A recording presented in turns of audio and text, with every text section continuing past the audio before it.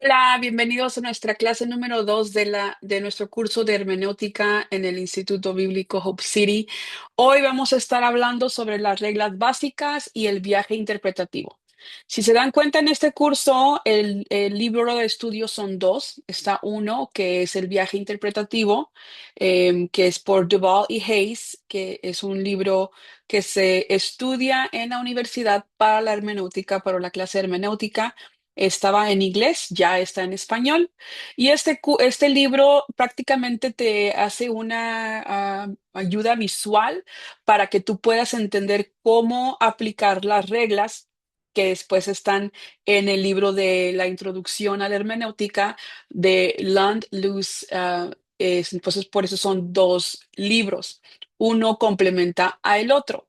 Y si estuvimos estudiando o leyendo los capítulos uno del libro del viaje interpretativo o la jornada interpretativa y los primeros tres capítulos del libro de la introducción a la hermenéutica, es lo que vamos a estar repasando en esta clase.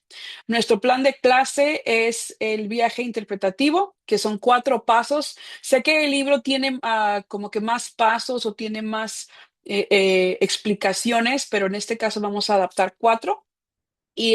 Vamos a hablar sobre la regla fundamental, que la Biblia es su propio intérprete, la primera regla de la hermenéutica, y después vamos a hacer una práctica sobre Josué 1, versículo 1 al 9. Ahora, si nosotros estamos adaptando lo que el libro de la jornada interpretativa nos dice, es que estamos nosotros, ¿verdad? La actualidad, la iglesia, tú como persona, la cultura, la sociedad, el mundo en la actualidad. Y después tenemos a el texto bíblico, que es pues en esa época hay unas diferencias. Entonces, no es, lo que nosotros primero tenemos que hacer es identificar nosotros, quiénes somos nosotros, evaluarnos nosotros y después empezar a hacer una comparación sobre el texto que estamos leyendo o vamos a interpretar.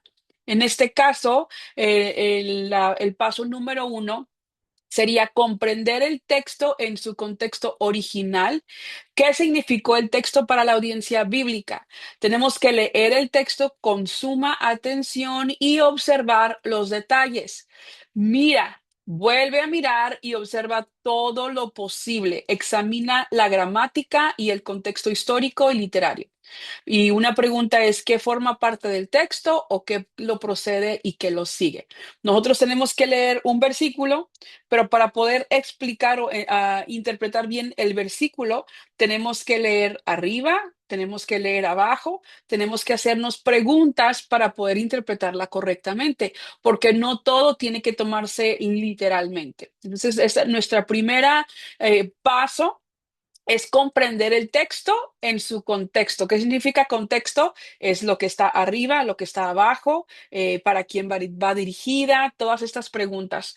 Nosotros tenemos que hacer como tener esa mentalidad que somos investigadores, que vamos a descifrar un enigma, vamos a descifrar algo misterioso y es nuestra tarea y nuestra responsabilidad que podamos hacernos todas las preguntas que podamos para poder entonces interpretar el texto correctamente. Ahora, si ya sabemos que estamos nosotros, ya sabemos que está el texto bíblico, ahora vamos a nosotros a medir qué tantas diferencias tenemos entre ellos y nosotros. Eso es lo que nosotros llamamos hay que medir la distancia o el río que divide a los dos mundos. Y aquí es donde nosotros empezamos con como que la regla número 2 o el punto número 2 de la jornada interpretativa, que dice hay que medir la anchura del río que hay que cruzar. ¿Por qué? Porque si estamos en un lado y la Biblia o el texto está en el otro, pues lo que tenemos que hacer es lograr que se junten para que lo podamos aplicar correctamente. Entonces aquí tenemos que entender o preguntarnos cuáles son las diferencias entre la audiencia bíblica y nosotros. Aquí nosotros tenemos que aprender o hacernos la pregunta, Entender que estamos alejados de la audiencia bíblica en cultura, en lengua, en situación, en época y hasta a veces en pacto. ¿Qué significa pacto? Bueno, pues había un arreglo, un trato que Dios tenía con el pueblo de Israel y estamos hablando del pacto antiguo o el Antiguo Testamento. Y luego después, cuando entra Jesús, ahora hay un nuevo pacto que estamos hablando sobre el Nuevo Testamento. Hay que también aprender a diferenciar a quién se le estaba hablando y bajo qué pacto se le estaba hablando. A veces ese río es ancho, a veces ese río es angosto y tenemos que medir con cuidado las diferencias propias del pasaje que estudias. Nuestra tarea es identificar nosotros, ellos y lo que nos divide, que en este caso nos puede dividir la cultura, nos puede dividir la época, nos puede dividir el lenguaje, nos puede dividir el drama o la situación, nos puede dividir la audiencia, porque a quién se le está hablando, qué estaba pasando en ese tiempo, quién escribió ese libro, por qué lo escribió, estaban en el desierto, estaban en la ciudad, qué estaban haciendo, la cultura, qué se ponían, qué no se ponían, qué acostumbraban, cuáles eran los modaísmos, cuáles eran los regionalismos, cosas así. Y una vez que ya identificamos la diferencia entre la Biblia y nosotros, hay que hacer un puente de principios. ¿Cuál es el principio teológico de este texto? Ahora, tenemos que identificar el principio teológico que cruza el río y escríbelo en una o dos frases que es en verbo presente. Debe reflejarse el texto en ser que atemporal. No debe depender de una cultura o situación en particular, sino que debe concordar con la enseñanza del resto de la escritura. De cuando estoy hablando de un principio teológico, no tiene que, lo que estamos hablando, por ejemplo, un texto teológico es, tenemos que tener fe. O sea, el por qué, un principio teológico es necesario que tengas fe. No, o sea, eso de tener fe se aplica en los tiempos antiguos, en los de ahorita, en aquello, en la época, o sea, no mengua según la circunstancia o la situación o lo que esté pasando, porque no importa en qué episodio estés en tu vida, no importa en qué edad estés en tu vida, tú necesitas tener fe en Dios. Eso es un principio teológico, que es lo que nosotros tenemos que hacer. Una vez que ya identificamos quiénes somos nosotros, quién es el texto, cuál es la diferencia del río, qué tan largo, qué tan grande tengo que tener ese principio teológico. Entonces, ahora ya podemos nosotros crear un puente dentro de lo que el texto bíblico dice hacia nosotros, para que nosotros podamos aplicarlo de una manera correcta. Aquí tenemos que decir, ¿qué me conecta? O sea, ¿qué conecta de la Biblia a mí? ¿Qué puedo yo aprender? Y no puedo aplicarlo o no puedo dejar que este principio teológico afecte la audiencia, el pacto, el lenguaje, la cultura, el drama, la época. O sea, esto tiene que ser un principio como, por ejemplo, la honestidad. Ese es un principio, ese es un valor, el ser íntegro, ese es un principio, ese es un valor. Este es chiquito, grande, gordito, flaco, delgado, enojado, triste, no importa la situación, tú tienes que ser honesto, tú tienes que ser íntegro. Ahora, ¿cuáles son ejemplos de un principio teológico? Creer en Dios es un principio teológico. Ser salvo es un principio teológico. Creer en el Espíritu Santo es un principio teológico. ¿Por qué? Porque no importa la circunstancia, tú necesitas creer en estos principios o adaptar estos principios a tu vida. Ahora, una vez nosotros tenemos que comprender el texto en nuestro contexto. Porque ya que lo aprendimos en el contexto de ellos, ahora nosotros tenemos que armar el puente para que entonces nosotros lo podamos aplicar a nuestras vidas. ¿Cómo deben los cristianos aplicar el principio teológico hoy? porque ya aprendiste el principio teológico en la Biblia, ya te diste cuenta y ahorita vamos a desmenuzar Josué 1 del 1 al 9 para que tú entiendas, pero lo que estoy hablando es que muchos pastores, muchos ministros, muchos cristianos, lo que hacen es que son muy buenos para la investigación. Son muy buenos para descifrar lo que significa el principio teológico, pero no lo aplican a su vida. Cuando predican, no hay una aplicación práctica y directa. Te doy un ejemplo. Si el principio teológico es que tenemos que creer en Dios, tu aplicación en un sermón, en un estudio bíblico, no es, el principio teológico es vamos a creer en Dios, entonces aplícalo a tu vida, cierras tu Biblia y te vas. El humano, por naturaleza, no sabe qué significa creer en Dios en la vida actual. Entonces tienes que desmenuzarlo o aterrizarlo a ideas prácticas, a que nosotros estemos entendiendo lo que estamos aplicando. Te doy un ejemplo. Si aquí lo que el versículo quiere decir es que tenemos que creer en Dios, una manera de creer en Dios diariamente es yo voy a leer la Biblia, porque la Biblia está inspirada por Dios y yo necesito creer en lo que Dios dice, no en lo que mi pensamiento dice. Por lo tanto, si yo leo la Biblia diariamente, le estoy demostrando a Dios que creo en Él. Entonces, mi aplicación sería, voy a leer la Biblia todos los días. Si el principio teológico es, no mientas, se aplica en todas, en las épocas, se aplica en cualquier circunstancia, no mientas. Ok. ¿Cómo lo aplico yo a mi vida diaria, verdad? Es el paso número al que tenemos que llegar, porque es bonito interpretarlo y conocer, pero otra cosa es hacerlo. Entonces, no voy a mentir cuando me sienta presionada. No voy a mentir. No voy a mentir en cosas, o sea, no debería de mentir, punto. Pero voy a empezar que no voy a mentir en cosas tan superficiales, como por ejemplo, Paola, ¿qué comiste hoy? Yo puedo decir, "Ay, pues me comí unos taquitos de frijoles porque no tenía nada en mi alacena.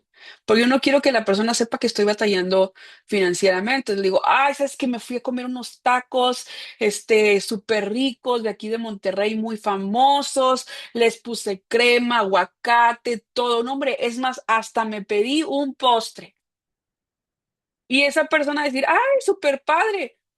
Pero es algo insignificante, no tiene valor porque el que tú le hayas mentido sigue siendo pecado. Pero como por qué te vas a querer ir al infierno por pecar por algo tan superficial como la comida. O, sí, es que, ¿dónde? No, es que me fui al centro comercial allá en San Pedro, no sé qué, y no es cierto, andabas en Bodega Aurrerá, un ejemplo, ¿no? ¿Para qué exagerar cosas que al fin del día no te benefician ni a ti y te están enseñando a mentir y a pecar en cosas que no tienen importancia?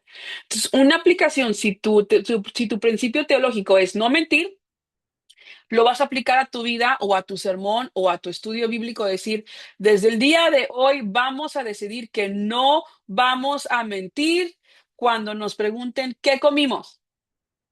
Super padre. Y ya la persona, cuando tú se lo aterrizas, ella la próxima vez que le pregunten qué comiste, le va a decir, sabes que me comí unas tortillas de harina con frijolitos deliciosas porque las hice a mano, o sea, súper padre. Y ya ayudaste a esa persona, a ese discípulo, a aplicar lo que tú le enseñaste, a aplicar ese principio teológico a su vida diaria. Esa es la misión para poder interpretar la Biblia correctamente, que la aterrices tan bien y la hagas tan práctica y las personas te entiendan súper bien que no hay manera de cómo no excusarse. Es que a mí nunca nadie me dijo que yo no tenía que mentir, porque pues cuando se le predicó sobre no mentir o cuando se le dio ese estudio bíblico de no mentir, fue tan ambiguo la práctica o la aplicación que no se le entendió. Entonces tenemos que ser aquí como aquí dice, la pregunta es, ¿cómo debo responder y obedecer en mi vida y ministerio? O sea, tengo que aplicarlas. Dice, las aplicaciones posibles son muchas. Elígelas concretas y fieles al principio. O sea, tú ponle nombre. Ya no vas a decir malas palabras, porque el principio es que todo lo que salga de nuestra boca tiene que ser de bendición. Por lo tanto, ya no vas a decir malas palabras. Ah, ok, ya no voy a decir malas palabras. Pero si solamente tú dices es que todo lo que salga de nuestra boca tiene que ser de bendición, ah, ok, pues yo sigo diciendo cosas bonitas, pero también sigo maldiciendo porque a mí no me dijeron que no tenía que decir malas palabras. Espero que me estés entendiendo para dónde vamos, que nosotros tenemos que ser directos y firmes cuando vamos a aplicar un principio bíblico. Entonces, esta es la jornada interpretativa que el primer libro que estamos estudiando nos está enseñando, que tenemos que estar nosotros, el texto, identificar o medir qué tan largo está el río que nos divide entre la Biblia y nosotros, identificar cuáles son las diferencias que tenemos entre ellos y nosotros, qué nos conecta, que este es tiene que ser un principio teológico. No, que no mengue, que no cambie según la época, la distancia, la cultura, el lenguaje, nada. Y después el punto que a todos se les olvida o que no lo ejecutan correctamente es cómo lo aplicamos a nuestra vida. Ser concretos. Ejemplo, el paso número uno, estamos hablando donde Josué, ¿verdad? Josué 1:9, en donde aquí dice, el paso número uno es que ya identificamos el contexto, ya aprendimos quién es el autor, a quién se le habló, bajo qué, o sea, ¿verdad? Ya estamos hablando, identificando el texto bíblico. Dice, Dios manda a Josué, nuevo líder de Israel tras Moisés, ser fuerte y valiente para llevar al pueblo a la tierra prometida, en la obediencia a la ley promete estar con él. Ahora, el paso número dos es que nosotros pues nos vamos a decir, bueno, pues, estamos haciendo una comparación entre ellos y nosotros.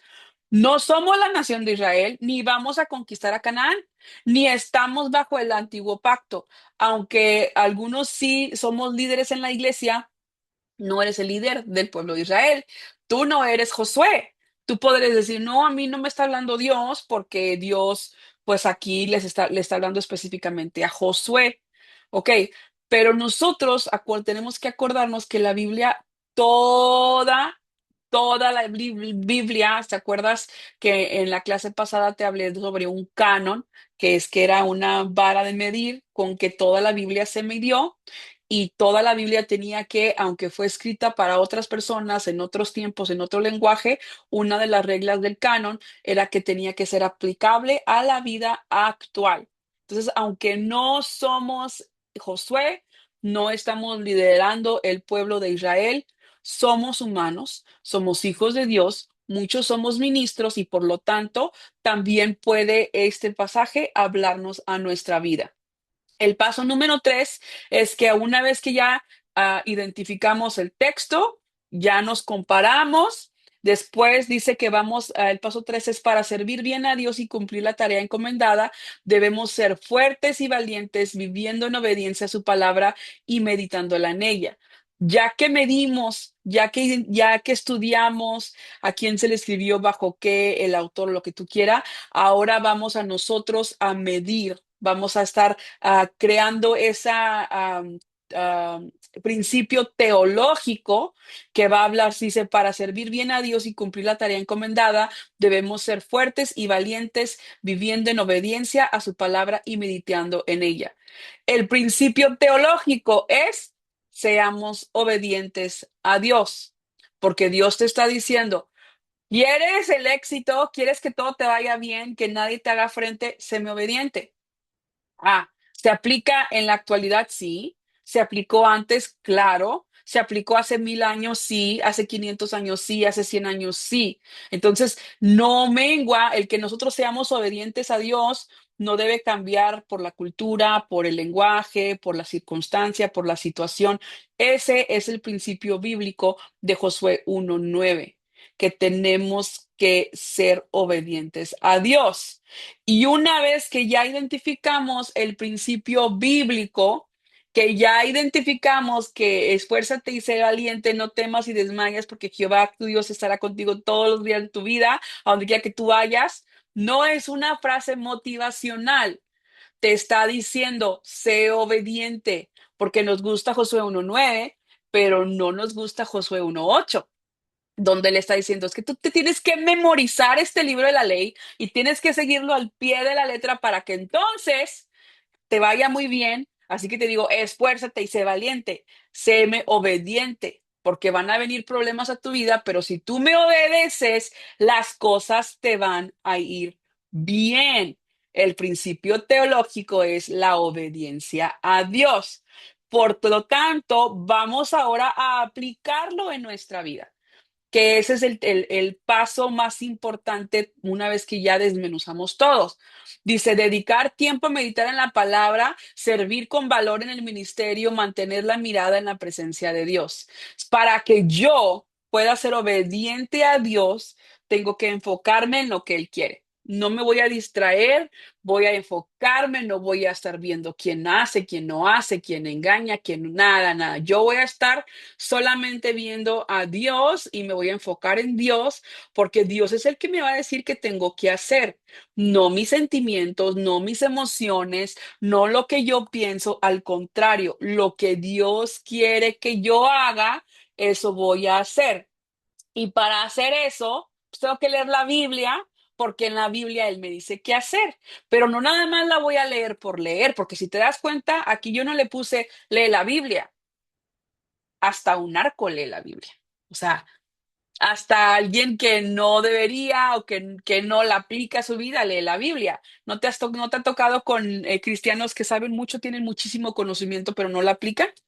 O sea, porque una cosa es leerla y otra cosa es meditarla, pensarla y después dice servir con valor, mantener la presencia, la mirada en la presencia de Dios. Ahora, y esta es una tarea que nosotros hicimos en la clase de aplicar los 4 pasos de Jeremías 29:11, y aquí tú tendrías que hacer la pregunta, ¿quién escribió este libro? Jeremías. ¿Bajo qué circunstancias? ¿Para qué significó el exilio en Israel? ¿Qué nos separa de ellos? ¿Cuál es el principio teológico? ¿Cómo se aplica el día de hoy? Así que te hago una invitación a que tú busques Jeremías 29:11, apliques todos estos versículos todos estos principios que ya hemos estudiado y que lo puedas hacer en casa. Lo puedes poner ahí en los comentarios para que me digas qué fue lo que Dios a ti te reveló y cuál va a ser la aplicación que tú tienes que tener. Ahora hablamos sobre la regla fundamental. Una vez que ya identificamos lo que el libro de la jornada interpretativa nos está pidiendo que hagamos, ahora nosotros nos podemos ya enfocar en el libro de la introducción a la hermenéutica y la regla fundamental, la regla de reglas, la regla que tiene que estar establecida, que tienes que crear tu conocimiento hermenéutico bajo esa regla, es que la escritura explicada por la escritura. ¿Qué significa? La Biblia es su propio intérprete. Es la regla de las reglas. De ella se desprenden todas las demás. El mismo Espíritu dice que inspiró la palabra, es su mejor intérprete. Eso lo encuentras en 1 Corintios 2:13. Ninguna profecía es de interpretación privada. Dejamos que la Biblia se explique a sí misma sin arrancar versículos de su conjunto. Cuando tú vas a estudiar medicina, y te dan un diccionario de mecánica, no. ¿Por qué? Porque no estás estudiando mecánica, estás estudiando medicina. Cuando tú vas a tomar un curso de colorimetría en el capilar de cabello, tú te agarras un curso de ventas. No, ¿por qué? Porque no tiene que ver una cosa con la otra. Es exactamente en la Biblia. La Biblia debe interpretarse por sí sola. Hay concordancias. Hay diccionarios, hay libros de apoyo, hay otras personas y otros autores que han escrito libros importantes, libros buenos que te ayudan, otros no muy buenos, otros que otras religiones o doctrinas han reemplazado la Biblia para que los libros que escriben sean de mayor autoridad. Nosotros no. Nosotros creemos que la Biblia es su propio intérprete. La Biblia se interpreta por sí sola. Si vas a interpretar un versículo de la Biblia, puedes usar un diccionario, puedes usar la inteligencia artificial, puedes dirigirte en muchas cosas, pero no debe de ser tu último punto de referencia. Tienes que recorrer a la Biblia para que la Biblia te dé el significado de eso que quieres interpretar o desmenuzar con la hermenéutica. Muy bien. Ahora, hablamos ahora sobre la primera regla. La primera regla de la hermenéutica es tomar las palabras en su sentido usual y ordinario. ¿Qué significa usual y ordinario? Es el sentido literal, salvo que el contexto elija el sentido figurado. Por ejemplo, en Génesis 6:12. Génesis 6:12 dice, toda carne había corrompido su camino. Pues, ¿qué significa toda carne? Si yo lo uso en el sentido literal, quiere decir que toda la carne estaba echada a perder. O sea, ¿cómo? ¿Cómo que toda la carne se echó a perder? ¿Como para qué yo quiero saber que se echó a perder toda la carne? ¿Qué me beneficia a mí saber de eso? Pero aquí no está hablando de carne física que te comes o que se echó a perder. Él está hablando en su uso ordinario, quiere decir todas las personas. O sea, que el autor dijo, es que todos los humanos se corrompieron. Todos nos echamos a perder. Eso es lo que el versículo quiere decir. Entonces nosotros tenemos que descifrar el sentido usual y ordinario en ese texto, en ese contexto, que el contexto es el versículo antes y el versículo después, en el capítulo, en el libro, en el autor, en las circunstancias, etcétera. Por ejemplo, Lucas 14:26 que dice aborrecer. La familia es un hebraísmo. Aborrecer a la familia es un hebraísmo. Significa amarla menos que a Cristo, no odiarla. Si has escuchado ese versículo o no o leído, cuando tú lo lees se escucha muy rudo. Y hay personas que han predicado, porque no aplican bien la hermenéutica, han predicado que Dios quiere que aborrezcamos a nuestra familia. Así que bloqueala, no la necesitas, tú vete, corre, huye de tu familia, porque Jesús te está pidiendo que la aborrezcas.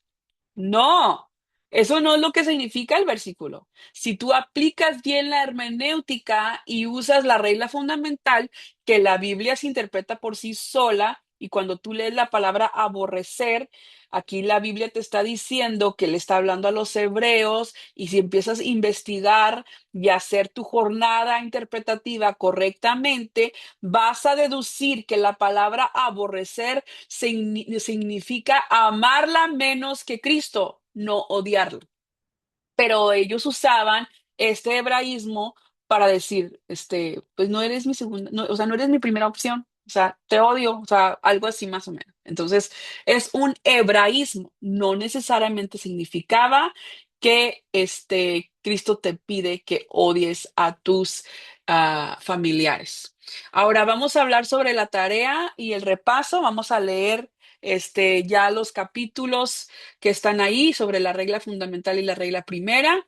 El capítulo 6 y 7 vamos a leer de la introducción a la Biblia y vamos a aplicar por escrito los 4 pasos de Jeremías 29:11. Recuerda lo que significó primero, después lo que significa para mí. Esto es importante para que podamos aprender a interpretar la Biblia correctamente, porque todos la podemos interpretar, pero no todos podemos aplicar la hermenéutica correctamente. Cuídate mucho, Dios te bendiga. Puedes poner en los comentarios si tienes alguna pregunta o alguna duda, estamos aquí para servirte. Chao.